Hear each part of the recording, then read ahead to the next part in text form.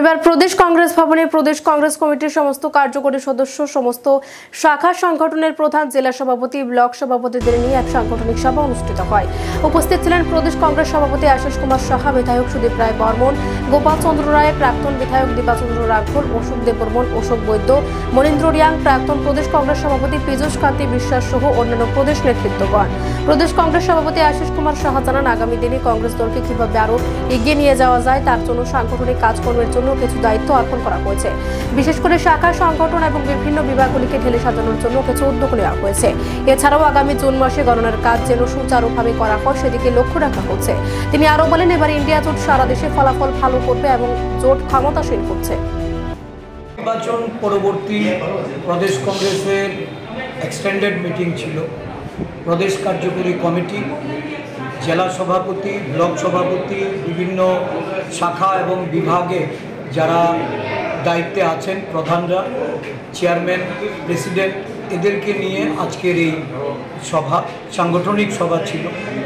মূলত নির্বাচনের যারা আমাদের দলীয় কর্মকর্তারা অংশগ্রহণ করেছেন, দুটি আসনে এবারের যে প্রতিদ্বন্দ্বিতায় যাদের গুরুত্বপূর্ণ ভূমিকা ছিল তাদেরকে কৃতজ্ঞতা ভরা ধন্যবাদ জ্ঞাপন করে এই নির্বাচনের বিভিন্ন জেলা ভিত্তিক আমরা একটা বিশ্লেষণ আমাদের জেলা সভাপতি এবং কিছু কিছু ব্লক সভাপতি তাদের কাছ থেকে আমরা এটা জানার চেষ্টা করেছি।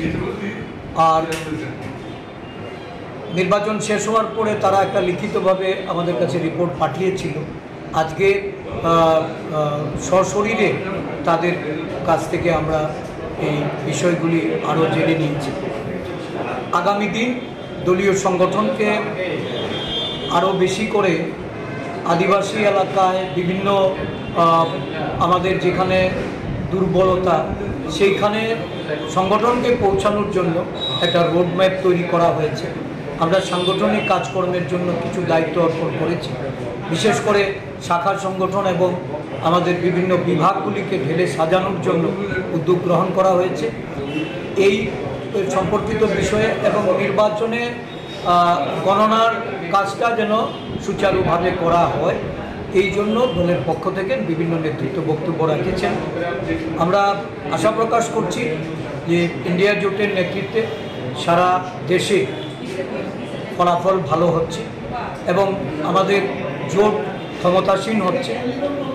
জোট ক্ষমতাসীন হলে আমাদের রাজ্যেও যেন সাংগঠনিকভাবে তার যে বিস্তার লাভ, এটাতে যেন দল লাভবান হতে পারে, সেই লক্ষ্যকে সামনে রেখে কাজ শুরু করার জন্য আজকের মিটিংয়ে সিদ্ধান্ত গৃহীত। 4ই জুন মানে গণনা, সেই গণনা কেন্দ্রে কীভাবে রুটম্যাপ তৈরি করেছে? না, গণনা কেন্দ্রে আমাদের সবকটা 18টা নির্বাচনী যে গণনা কেন্দ্র হবে সেই সবকটি গণনা কেন্দ্রে আমাদের দলের পক্ষ থেকে, আমাদের ইন্ডিয়া জোটের পক্ষ থেকে সেখানে গণনাকারীরা থাকবেন, কাউন্টিং এজেন্টরা যাবেন, তারা গণনা করবেন। জনগণের যে ভোট, এই ভোট বাক্সে যেটা বন্দী হয়েছে তার পূর্ণ মর্যাদা দিয়ে আমাদের কাউন্টিং এজেন্টরা গণনায় উপস্থিত থাকবে। Thank you.